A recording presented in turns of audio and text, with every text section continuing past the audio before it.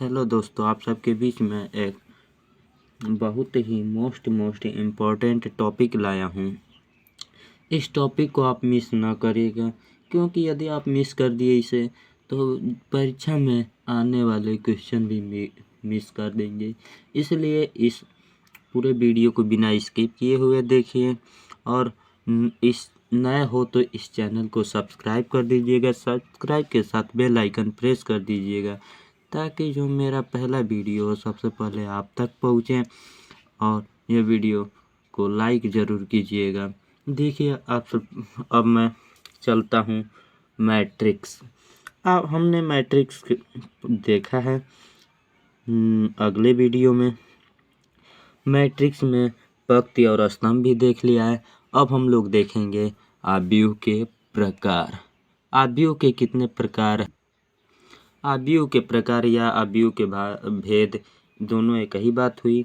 तो आव्यूह के भेद को इंग्लिश में क्या कहते हैं? Types of matrix.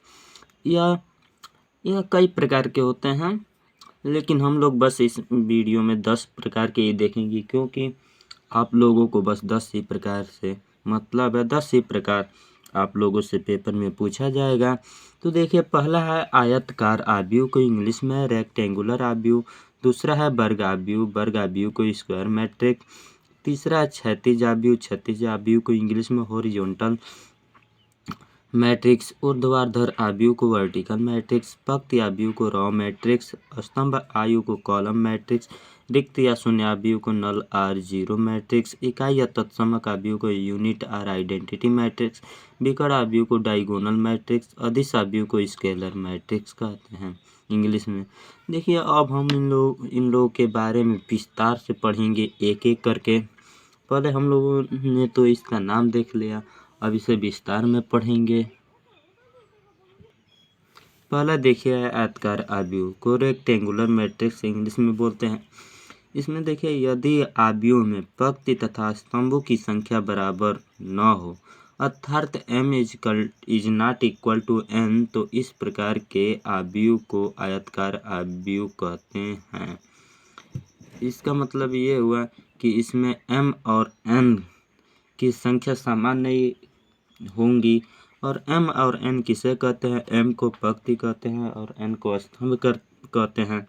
यदि पंक्ति और स्तंभ आप जानना चाहते हैं तो इस वीडियो के डिस्क्रिप्शन बॉक्स में लिंक है, आप जाइए, लिंक पे क्लिक कीजिए और स्तंभ और पंक्ति और आव्यूह के भेद और आव्यूह के बारे में बढ़िया से डिटेल में वीडियो अपलोड किया हूँ, बनाया हूँ, जाके वहाँ से देख लीजिएगा। देखिए एग्जाम्पल, जो मैट्रिक्स होता है इसे बड़े कोष्ठक में रखते हैं, इसे बड़ा कोष्ठक कहते हैं। और बड़ा कोष्ठक में जो जितनी संख्याएं होती हैं, अंक होती हैं, वो मैट्रिक्स ही कहलाती हैं। देखिए, इसमें पंक्ति कितना है, इस तरह जो जाएंगे वो पंक्ति हुआ, तो पंक्ति 1 हो गया, पंक्ति 2, यानी m बराबर 2। देखिए, अब स्तंभ कितना हुआ, तो स्तंभ 1 2 3 4, यानी n बराबर 4। तो देखिए, यहाँ पे m और n बराबर है? नहीं, बराबर नहीं है, इसीलिए इसे हम आयताकार कहते हैं। और यहाँ पे m गुणे n क्रॉस n लिखते हैं, तो यहाँ पे 2 क्रॉस 4 लिखेंगे। अब देखिए दूसरा का वर्ग आव्यूह को स्क्वायर मैट्रिक्स कहते हैं। देखिए, यदि आव्यूह में पंक्ति तथा स्तंभों की संख्या बराबर हो, देखिए m और n दोनों बराबर होने चाहिए, तभी उसे वर्ग आव्यूह कहते हैं। देखिए, यहाँ पे उदाहरण लिया हूँ 2 4 1 5 7 8 8 9 5। तो इसमें देखिए पंक्ति कितना हुआ, 1 2 3, और स्तंभ कितना हुआ, 1 2 3। तो देखिए पंक्ति और स्तंभ बराबर है, तो इसे वर्ग आव्यूह कहेंगे।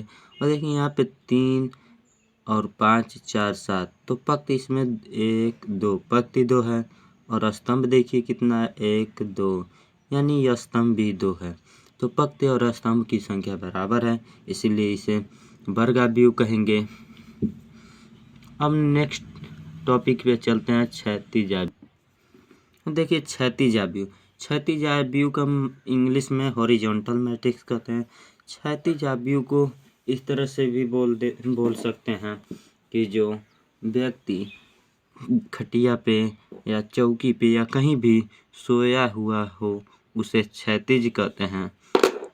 या देखिए तो इसको भोजपुरी में मैं बताया हूँ, अब हिंदी में और परिभाषा कैसे लिखते हैं।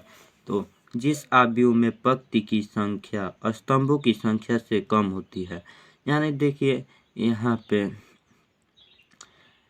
पंक्ति और स्तंभों की संख्या, पंक्ति की संख्या स्तंभों की संख्या से कम होनी चाहिए, यानी m का मान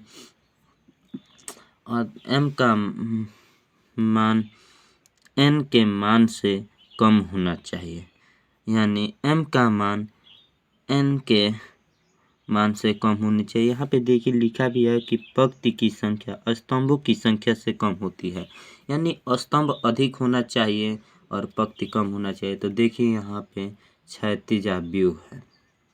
यहाँ पे जो हम लोगों ने बताया ये उदाहरण भी क्षैतिज को लागू करेगी।